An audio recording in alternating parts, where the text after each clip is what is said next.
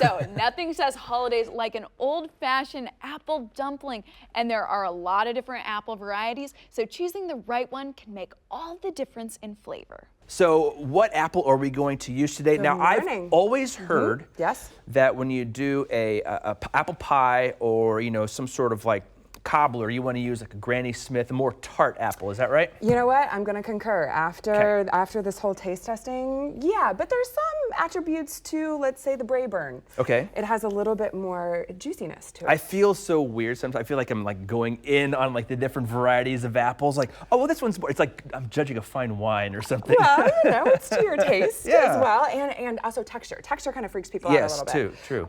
So first, we're going to make our crust. Okay. And this dessert is really great for small families. So let's say if you have a family of 2 or a family of 4, so super easy. Okay. You have 2 cups of all-purpose flour. Beautiful. 2 teaspoons of baking powder that's already in there. 1 teaspoon of salt. Okay. Here's your professional sassy tip. Okay. When you go for butter, you know how that's a great idea. It's a pain in the patooski to cut in the butter by hand. And you always want to have like butter chunks. You don't want to melt the butter, right? Exactly. So this recipe calls for 2/3 of a cup, which is about this much of 2 sticks. But look how awesome those shavings are. And that's going to melt perfectly when we bake everything up, right? It's going to be perfect. You don't even have to worry about cutting it in or any stress. And then after that, you're going to add 2/3 of a cup of milk in there. So that's your sassy tip for the crust. Sassy tips. That's all we're living for today is sassy tips. And then you're just going to roll it out. These apples are extremely large, so the recipe calls for you to roll it out. And what kind, are those Honeycrisps? So these are a variety. We have Honeycrisp, we have Pink Lady, we have Gala, and of course, we have Granny Smith, which is what we're gonna use. So, super easy. 1 cup of brown sugar, 3 tablespoons of cinnamon, 1 tablespoon of, 1 teaspoon of ginger, and 1 tablespoon of nutmeg. So lots of spices, but they're all very easy. It's things that people have in their pantry. Mix all that up really easy? Mix all this up, and I took a melon baller to core it. Okay. And just core out the inside. Is that the best way to core an apple? I mean, I know a lot of people will get in there with a knife and kind of get a little crazy sometimes. That's the safest way. How about that? The safest way. So you put a tab of butter on the inside and then just fill it with all of these awesome spices, like so. Now this mixture, I don't know if your grandma or mom ever did this, but my grandma used to do with the extra pie crust.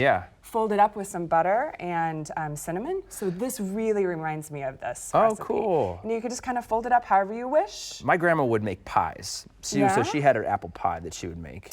My grandma would make every single pie imaginable, right? And then take the extra pie crust and do like a pound of butter and cinnamon and sugar.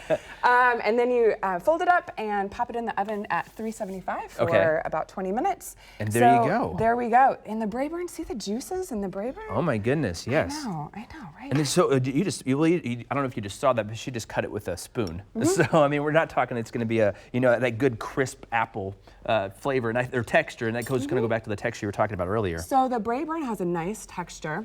Okay. This one is going to be a Pink Lady. Okay. So in there, look at how nice gooiness in there. Now we're talking. Put a scoop of ice cream on top of that.